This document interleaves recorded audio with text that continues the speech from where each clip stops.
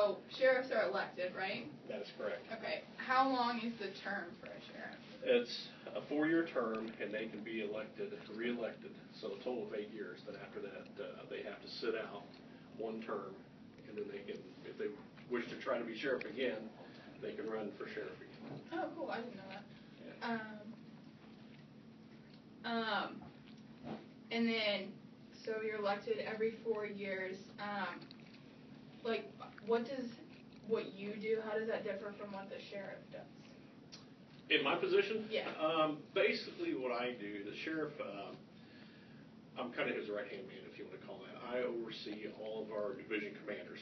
In the sheriff's office, we have a jail division, a patrol division, investigation division, a juvenile services center division. All those division commanders answer to me, and I oversee them. So basically, if there's any major crimes going on, the investigation division commander would brief me daily. Anything happening in our jail, I get briefed daily. Out of that, what happens from there is I then brief the sheriff with things that I believe he needs to hear. With that, I also assist him with the budget and other personnel issues. With that, we meet with the council and commissioners and other elected officials to make sure the county's running smoothly, and we all assist each other as much as we can. Okay, that's cool. So, what is there like an age requirement to be a sheriff? Like, what are the kind of requirements? It's basically age 21 and above. I know not in this election, but the previous sheriff, Doug Carter, when he was running for sheriff, I believe he had someone who was actually it's 18. Sorry, an 18-year-old who from high school who was ran against him. Oh wow. Yeah. So yeah, a U.S. citizen. Everything. That's really about the requirements.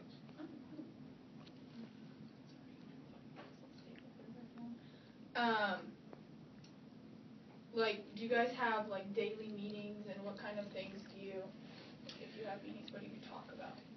Yes, the sheriff and I meet daily on a variety of activities or discussions. One, we're just currently going through our budget for next year. We're dealing with the council commissioners on our budget for next year, so we've been putting a lot of time into that. It seems, depending upon the season, what we're doing.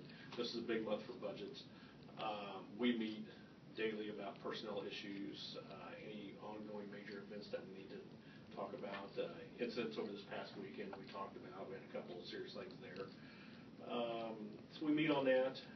We also meet with local police chiefs and fire chiefs and discuss issues they're having.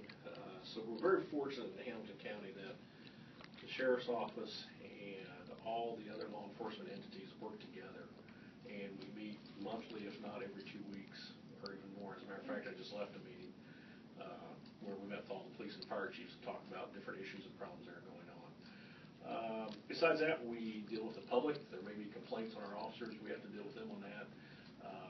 Or when you start Crime Watch neighborhood programs, the media is always contacting us, so we have to deal with that.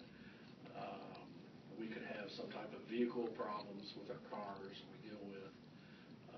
And then what's unique about the sheriff's department compared to all the other agencies is we have the jail. Being the sheriff, Sheriff Bones, he's responsible for the jail. So if a person's arrested in Carmel or Fishers, they're always brought to our jail.